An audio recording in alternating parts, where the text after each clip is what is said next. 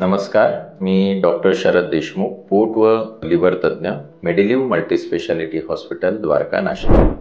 आज आपल्या चर्चेचा विषय आहे मॅनोमेट्री। मॅनोमेट्री म्हणजे अन्ननलिका, जठर आणि मोठ्या आतड्यात अन्न किंवा मल पुढे ढकलण्यासाठी त्या स्नायूंमधले आकुंचन किंवा प्रसरण याचे मापन करण्याचे जे साधन असते त्याला आपण मॅनोमेट्री असे म्हणतो। मॅनोमेट्रीचे प्रामुख्याने 3 प्रकार असतात: इसोफेजियल मॅनोमेट्री, एनोरेक्टल मॅनोमेट्री, 24 आवर pH मेट्री आणि इम्पिडन्स स्टडी।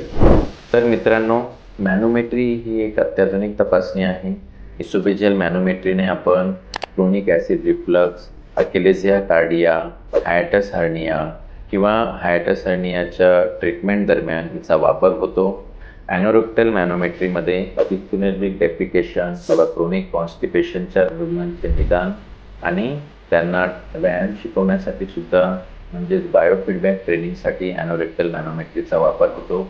तसेच 24 आवर pH मेट्री आणि इम्पिडन्स स्टडीने आपल्या अन्ननलिकेत ॲसिडचे प्रमाण किती आहे आणि ॲसिड रिफ्लक्स किती सिव्हिअर प्रमाणात होतोय याचा अभ्यास करण्यात येतो। तर मॅनोमेट्रीबद्दल आपल्याला काही शंका असल्यास तुम्ही मला medilivhospital@gmail.com किंवा 8080883074 या नंबरवर कॉन्टॅक्ट करू शकता।